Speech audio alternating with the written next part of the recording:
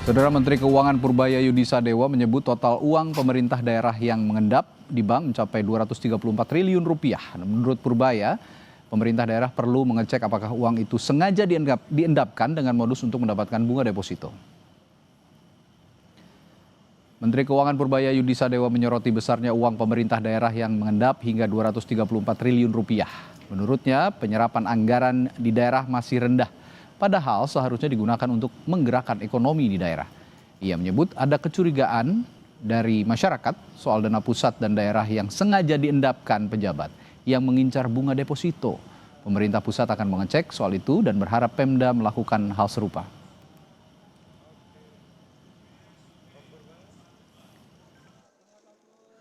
Uang daerah jangan dibiarkan mengendap di kas atau deposito. Kalau uangnya bergerak, ekonomi ikut hidup, dan masyarakat langsung merasakan manfaatnya. Realisasi belanja APBD sampai dengan triwulan ketiga tahun ini masih melambat. Rendahnya serapan tersebut berakibat menambah simpanan uang Pemda yang nganggur di bank sampai 234 triliun rupiah. Jadi jelas ini bukan soal uangnya tidak ada, tapi soal kecepatan eksekusi. Punya pemerintah pusat dalam bentuk deposito, mereka menuduh ini orang pusat main bunga nih Pak. Uangnya taruh di sana, pejabatnya minta bunga, dapat kickback kayak gitulah. Jadi ini harus kita waspadai, betul seperti itu apa enggak.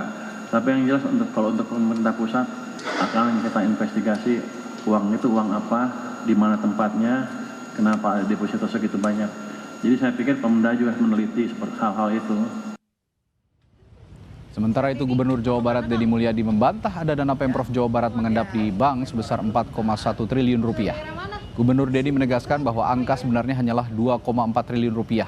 Dan menurutnya dana ini sudah dialokasikan untuk biaya pembangunan berbagai proyek yang sedang berjalan dan akan dibayarkan. Ketemu sama Pak Mendagrinya berarti jam berapa? Misalnya di data Bank Indonesia saya lihat termasuk provinsi yang endap itu. Saya malam tuh cek. Saya langsung cek ke Kepala Badan Pengelola Keuangan Daerah. Uang yang di Jabar hari ini itu hanya 2,4 triliun. Nah, saya tanya 2,4 triliun lebih itu untuk apa? Pembayaran yang untuk bulan ini Pak, itu sekitar 5 triliun. Artinya masih kurang gitu loh. Nunggu dari mana? Nunggu dari dana bagi hasil pemerintah pusat. Ada ratusan triliun dana pemerintah daerah yang mengendap di bank. Apakah karena kurangnya penyerapan anggaran di daerah? Kita akan bahas bersama Wakil Menteri Dalam Negeri Bima Arya, lalu juga anggota Komisi 2 DPR RI Ahmad Doli Kurnia yang bergabung dalam Sapa Indonesia Malam di sambungan virtual, dan juga ekonom Selyos Nailul Huda yang hadir di studio. Selamat malam Mas Nailul. Malam Mas. Selamat malam Pak Menteri dan juga Bang Doli. Selamat malam. Iya. Saya ke Kang Bima dulu, Pak Wamen. Jadi memang ada perbedaan data Pemda dan Menkyu atau bagaimana? Data sebenarnya bagaimana soal ini?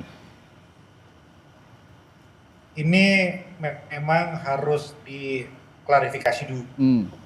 Pertama itu data perekaman. Karena kas daerah itu kan dinamik. Kas daerah kan tergantung seratnya, gitu ya. Jadi dari Pak Menteri Keuangan dan data dari Pak Gubernur itu harus dicocokkan mana yang lebih mutakhir begitu. Itu yang pertama. Kemudian yang kedua harus dipastikan dulu itu jenis rekeningnya apa. Apakah giro, apakah rekening kas daerah, ataukah deposito. Ya, karena begini, bisa jadi itu adalah seperti yang disampaikan Pak Gubernur, itu adalah kas daerah yang belum belanjakan. Belum dibelanjakan itu kan juga banyak faktor. Atau ada daerah yang memang menyimpan kas daerahnya dalam jangka pendek deposito. Jadi deposito yang nggak lama, yang nggak lewat tahun. Itu terjadi ketika ada silpa positif, ada pencairan yang masih bisa dilakukan. Hal itu harus dijelas dulu. Ya, Kang Bima. Oke. Ya. Baik. Ya. Oke, artinya gini, ini saya juga sekaligus menanyakan begitu ya. Tadi Anda mengatakan Kang Bima bahwa cek dulu itu rekeningnya dana ini apakah di giro, apakah deposito di mana. Tapi berdasarkan ini saya tanya berdasarkan pengalaman Anda juga pernah menjadi kepala daerah sebelumnya gitu ya, Kang Bima. Ini kalau memang ada anggaran atau dana yang belum terpakai, biasanya kendalanya ada di mana?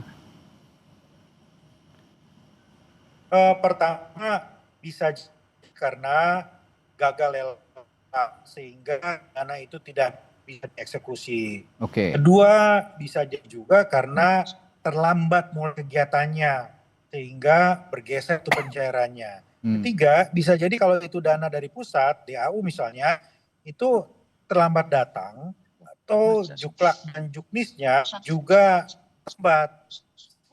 Nih pejabat pembuat komitmen itu, PPK-nya itu mengeksekusi kegiatannya. Nah, jadi macam-macam faktornya harus dilihat satu persatu. Nah, kalau kami itu diminta oleh Pak Menteri untuk cek kalau misalnya belanja itu masih minimal di bawah target, maka apakah memang ada faktor yang belum jelas atau memang kelemahan dalam perencanaan atau dari pihak yang telat tuntunan teknisnya atau mungkin DAU-nya juga hanya telat misalnya. Oke. Ya, ini Pak Wamen sebenarnya sinyalnya agak terputus-putus, komunikasinya agak terputus-putus, namun kita akan coba perbaiki sambungannya. Tadi Pak Wamen sudah menjelaskan beberapa faktor yang menyebabkan mungkin saja ada tidak terpakainya anggaran di daerah dengan beberapa faktor. Tapi saya ingin juga ke Bung Doli dulu. Bung Doli, kalau dari perspektif DPR begitu, pandangan Komisi 2, saya ingin minta pandangan Anda dulu terhadap pernyataan Menkyu Purbaya tentang dana Pemda 234 triliun yang mengendap di bank. Ini katanya akibat belanjanya lambat. Nah, ini apakah ini menunjukkan kegagalan pengawasan atas APBD atau bagaimana menurut Anda?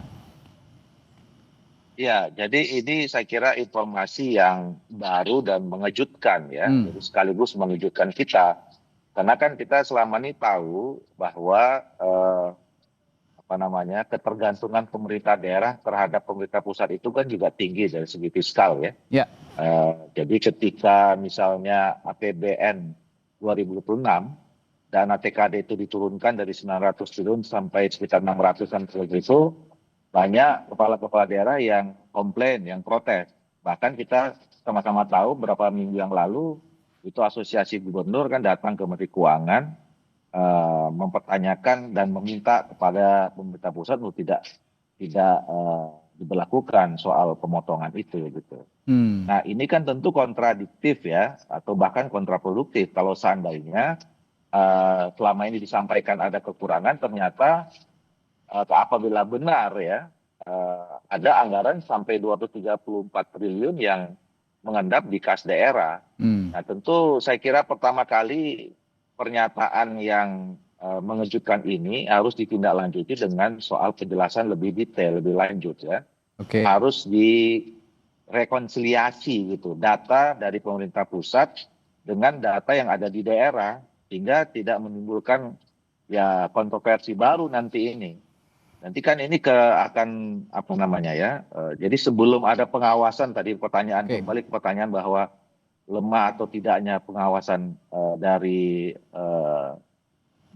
pemerintah daerah ini, itu sebelumnya harus kita dudukkan dulu ini persoalan ini anggaran yang tadi ya, yang mana gitu, dan kemudian harus dikonfirmasi juga kepada pemerintah daerah yang mana itu sebetulnya anggaran itu sampai bisa mencapai besar 234 triliun itu. Ya. Tapi begini Bung Doli, kalau menurut Anda tadi ini sesuatu yang baru dan lumayan mengejutkan begitu. Tapi untuk sebagian publik ini juga diwakili oleh Menkyu Purbaya yang mengatakan bahwa sebenarnya modus ini sudah terlihat publik cukup lama, kecurigaannya begitu ya, dalam tadi kecurigaannya. Karena apa?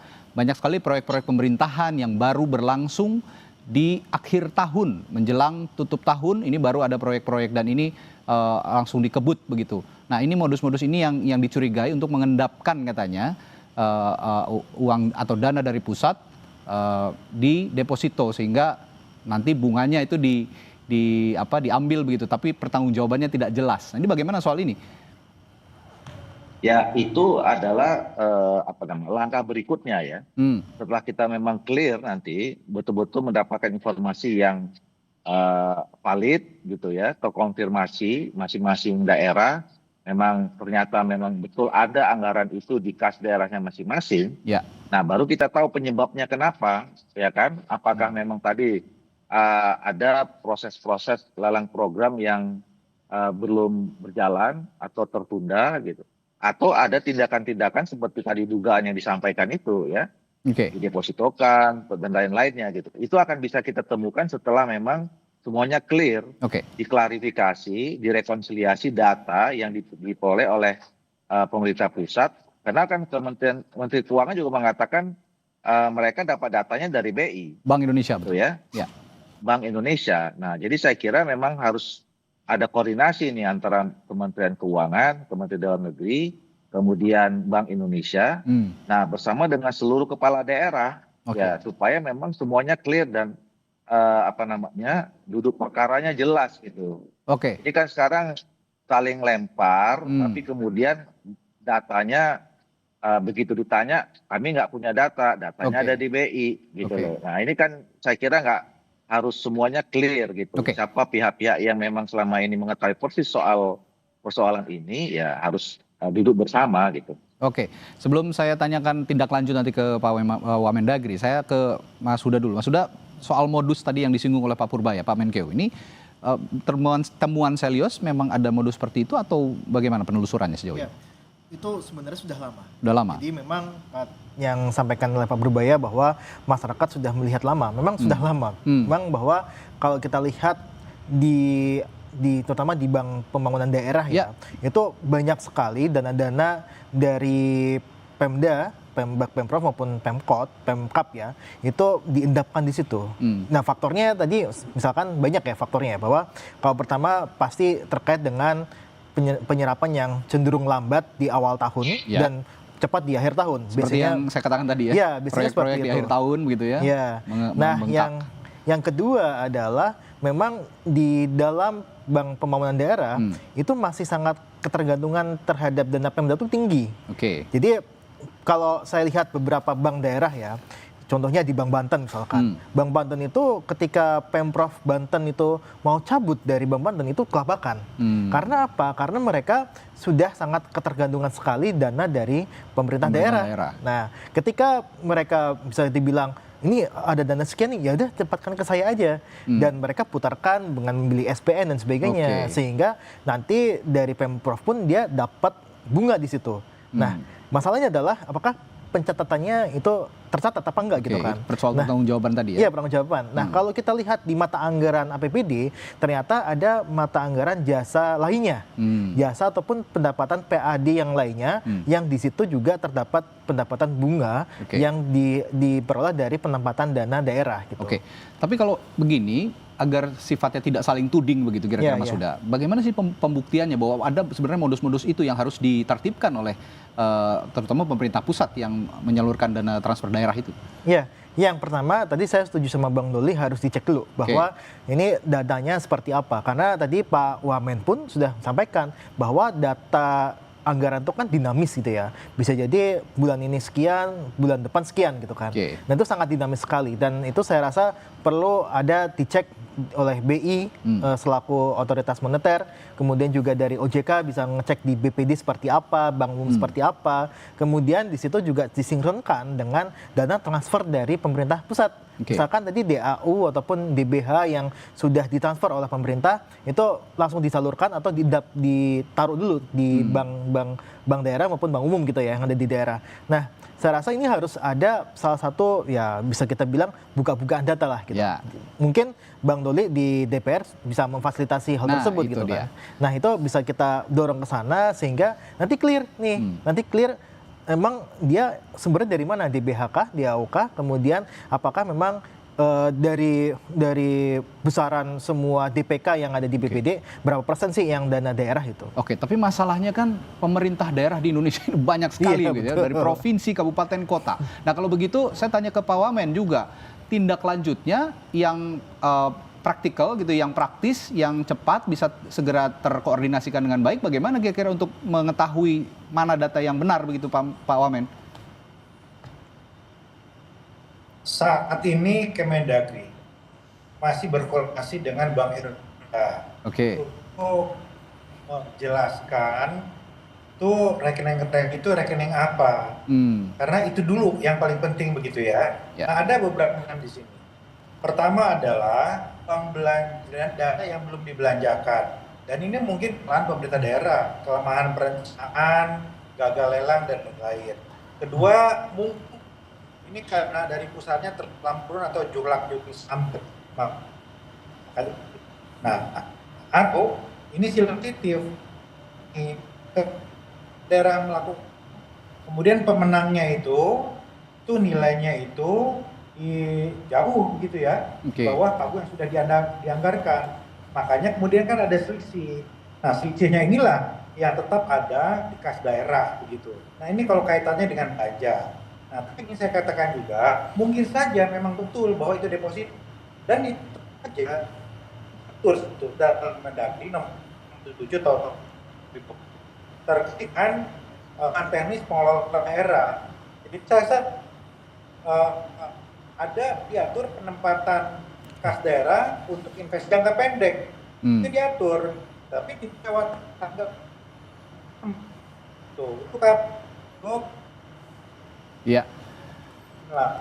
Baik Pak Wamen, masih agak sedikit terganggu komunikasinya, tapi saya sudah tangkap tadi Pak Wamen bahwa saat ini ya tetap harus dikoordinasikan dulu dengan Bank Indonesia yang bisa dilakukan oleh Kementerian Dalam Negeri untuk meyakinkan data yang disebutkan oleh Pak Purbaya tadi, apakah memang betul demikian atau tidak. Tapi nanti saya setelah jeda akan bertanya juga, jika memang ada temuan nanti oleh Kementerian Dalam Negeri ketika sudah ada cross check ke Bank Indonesia untuk daerah yang penyerapannya masih lambat dan juga ada diendapkan di akhir tahun baru digulirkan anggarannya, kira-kira ada sanksi tidak buat pemerintah daerah yang melakukan praktik-praktik seperti ini? Sesaat lagi di Sapa Indonesia Malam, tetaplah bersama kami.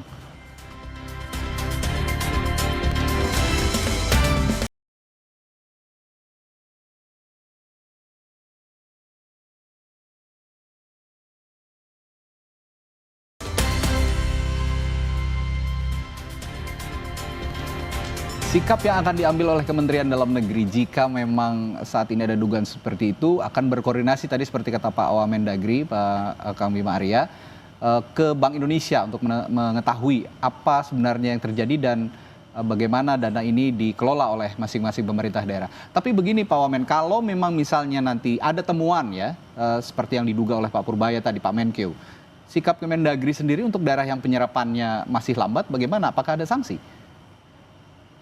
Ini kan ada dua kemungkinan. Yang pertama adalah kinerja, yang kedua adalah pidana. Kalau serapan nggak maksimal, itu adalah kinerja. Ya tentu jadi catatan Kemendagri. Dan selalu ada reward and punishment untuk itu. Begitu. Artinya menuntut uang untuk berikan DAK, dana insentif fiskal, begitu. Itu kalau kinerja. Tetapi kalau pidana, itu kan artinya nanti akan jadi temuan juga oleh BPK. Kalau memang ada deposito yang mekanismenya tidak sesuai dengan aturan begitu. Nah karena itu saat ini yang sangat penting adalah proses klarifikasi dari Bank Indonesia tentang jenis-jenis rekening tadi di bank mana saja. Titol dari dana yang mengendap dan sebenarnya, Doli. Iya, tentu ini akan menjadi kami akan mengambil langkah-langkah ya. Saya akan sampaikan kepada pimpinan Komisi 2 nanti di awal masa sidang akan membahas masalah ini ya. Membahas masalah ini dan pihak-pihak yang terkait harus kita undang. Tentu pertama kali Kemendagri, kemudian yang kedua adalah ya kalaupun tidak bisa semua kan mereka punya asosiasi ya. Ada asosiasi para gubernur, kemudian asosiasi para bupati dan asosiasi wali kota. Nah masalahnya harus tuntas supaya juga tidak liar kemana-mana.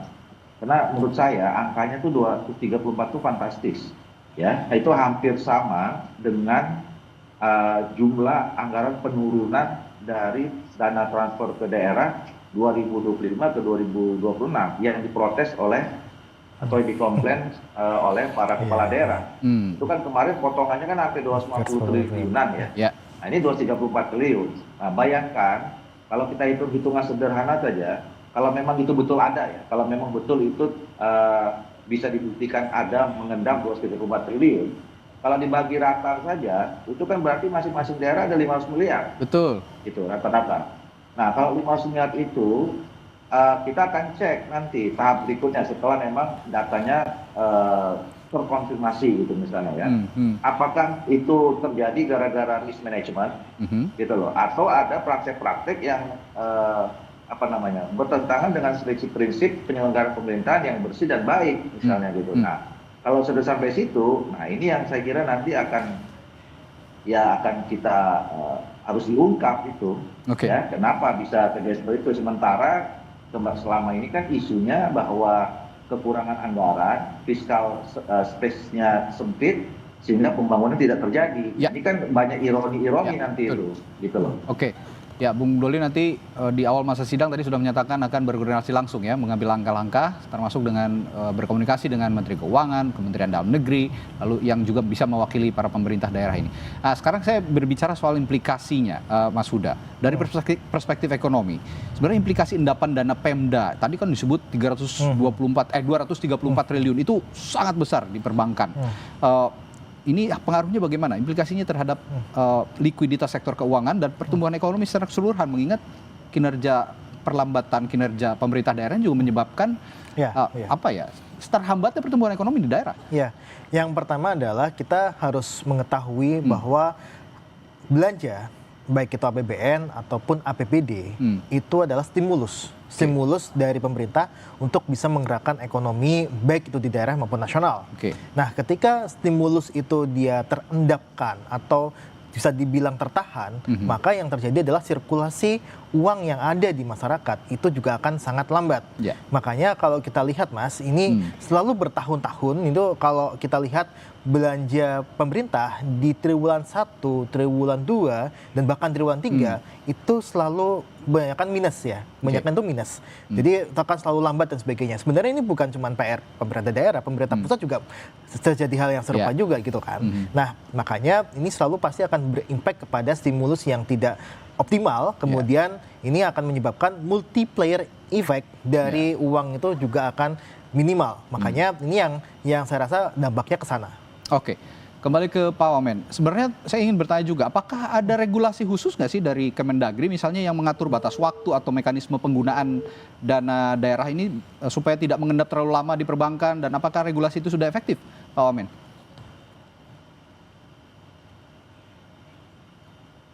Ya, Kang Bima? Baik, sepertinya kembali ada kendala komunikasi karena memang cuaca di malam hari ini sedang tidak baik ya, sedang terjadi hujan di wilayah Jakarta dan sekitarnya, beberapa wilayah Jakarta. Ya, Kang Bima sepertinya sudah tersambung kembali. Kang Bima bisa dengar suara saya? Oh baik, masih ada kendala seperti saya balik lagi ke Mas Huda deh kalau gitu. Tadi Pak Wamen ini mengatakan kalau masalahnya seperti itu kan ada dua dugaan, bukan ada dua dugaan, ada dua kecurigaan. Ini tindakan pidana atau masalah kinerja. Nah, kalau Anda ngelihatnya ini lebih kemana, masalah kinerja atau pidana sebenarnya? Iya, dua-duanya kemungkinannya besar. Masih besar ya? Masih besar dua-duanya ya. Tapi yang pasti adalah kalau saya pribadi, saya sebenarnya menyarankan bahwa pemerintah ini membuat regulasi yang cukup ketat terkait dengan dana yang ditaruh di bank. Kita nggak masalah kalau dana itu ditaruh di bank, tapi kan di situ muncullah insentif, insentif berupa bunga dan sebagainya, yang itu bisa menimbulkan moral hazard. Nah, maka kalau saya pribadi sebenarnya lebih memandang bahwa ketika ingin menyelesaikan masalah ini atau meminimalkan dampak dari endapan dana ini, ya dipotonglah insentifnya, dihilangkan insentifnya. Jadi tidak. Punishmentnya begitu ya? Ya, punishmentnya seperti itu. Jadi insentif bagi bank ataupun bagi pemerintah daerah yang naruh uangnya di bank itu tidak ada gitu kan. Jadi istilahnya tidak ada PAD yang dari perbankan. Tadi sebutkan juga sama Pak Wamen, sebenarnya ada aturan yang memang bisa digunakan justifikasi bahwa dana itu bisa ditempatkan di bank dan bisa mendapatkan bunga pengembalian dalam jangka pendek ya. Nah itu sebenarnya harusnya bisa diubah lah untuk aturan itu. Saya coba ke Pak Wamen lagi. Pak Wamen, Kang Bima sudah bisa mendengar suara saya? Sepertinya belum bisa juga. Baik, saya ke Bung Doli lagi. Bung Doli, Kalau gitu rekomendasi Komisi 2. Iya, apakah suaranya jelas? Oh, iya. Oh, sebentar. Baik, Pak Wamen? Iya. Iya, baik. Jelas suara saya? Baik. Sudah cukup jelas. Saya tadi bertanya Pak Wamen, di Kementerian Dalam Negeri sendiri ada regulasi khusus nggak yang mengatur batas waktu atau mekanisme penggunaan dana daerah supaya tidak mengendap terlalu lama di perbankan? Ya, sekarang begini ya. Sekali lagi diluruskan dulu. Mungkin kan disampaikan, angkanya besar sekali. Ya. Itu kan banyak daerah-daerah yang memang kapasitas fiskalnya besar, seperti DKI Jakarta, Jawa Tengah, Jawa Barat, Kalimantan Timur begitu ya. Seperti yang disampaikan oleh Pak Gubernur Jakarta, berat dibelanjakan karena proses pencairannya memang biasanya dilakukan di akhir-akhir tahun begitu ya. Jadi ini supaya mendudukan isu ini secara proporsional. Nah, yang kedua, sudah banyak aturan yang memastikan bahwa penggunaan APBD itu dilakukan secara tepat. Artinya pengesahan APBD-nya diatur apabila APBD disahkannya terlambat, maka ada konsekuensi yang diatur menurut undang-undang begitu. Tetapi kalau memang serapan yang tidak maksimal tadi, nah itu ya lebih kepada catatan-catatan atau komite dari pemerintah daerah itu di Kementerian Keuangan dan Kementerian Dalam Negeri yang merujuk pada reward and punishment dalam pemberian dana-dana insentif kepada daerah. Gitu. Oke, saya ke Bung Doli dari perspektif legislator. Sebenarnya rekomendasi Komisi 2 untuk merevisi misalnya undang-undang terkait otonomi daerah supaya realisasi belanja ini bisa lebih cepat sehingga dana yang menumpuk tadi di perbankan bisa dimanfaatkan segera untuk program rakyat. Bagaimana, Bung Doli? Prinsipnya kan adalah kita menginginkan ya, negara menginginkan agar semua proses pembangunan itu bisa berjalan dengan baik dan cepat. Ya. Jadi kita mendorong supaya daerah-daerah termasuk pemerintah daerah itu melakukan percepatan pembangunan dalam rangka bagian dari percepatan pembangunan nasional. Nah, oleh karena itulah kemudian pemerintah berkomitmen kalau daerah-daerah yang memang dianggap masih memerlukan adanya dana transfer pusat ke daerah itu diluncurkan, kira-kira begitu. Nah, tapi memang harus ada komitmen ya, harus ada komitmen dari kita semua bahwa dana dari manapun berasalnya, apakah dari PAD atau kemudian dari dana transfer pusat, ya itu harus dikelola dengan baik. Nah, makanya saya kira nanti ke depan mungkin perlu dirumuskan regulasi baru ya yang lebih ketat ya, yang lebih mendorong supaya penggunaan dana transfer pusat itu memang betul-betul tepat sasaran, tepat guna. Nah, tapi juga sebelumnya saya kira nanti kita harus juga sampai kepada kembali membicarakan tentang hubungan keuangan pusat daerah ya. Yang selama ini juga menjadi jadi ketika para gubernur kemarin menyampaikan itu kan salah satu ujungnya adalah bagaimana ada pengaturan ulang tentang konsep hubungan keuangan pusat daerah. Sehingga memang kinerja masing-masing pemerintahan baik pusat maupun daerah itu betul-betul bisa maksimal dan kemudian fair dan adil ya bagi masing-masing seluruh daerah dan sehingga itu berdampak kepada percepatan pembangunan yang kita harapkan tadi itu. Oke. Terakhir saya ke Mas Huda, kita bicara solusi kalau begitu. Sepertinya proses ini cukup panjang ya, akan memakan waktu yang cukup panjang sehingga pembangunan di daerah juga kan tetap harus berjalan. Sehingga pertanyaan saya, menurut analisis dari Selios misalnya, apakah lambatnya belanja ini lebih sering disebabkan oleh faktor struktural seperti birokrasi atau faktor eksternal seperti inflasi? Dan apa solusi ekonomi untuk mengatasinya kira-kira? Sambil juga paralel menunggu proses yang sedang berlangsung. Ya, yang paling utama sebenarnya faktor dari perencanaan program yang memang masih sangat tantangannya masih sangat banyak. Implementasinya kadang kurang baik dan sebagainya. Nah, maka dari itu kalau saya pribadi sebenarnya yang solusi yang jangka pendek ya yang bisa diterapkan adalah tadi Pak Wamen itu merevisi, meminta revisi untuk peraturan dalam negeri, Permendagri ataupun nanti di PMK Kemenkyu itu juga bisa adalah untuk batasan bahwa dana idle di bank itu tidak boleh lebih dari 3 bulan.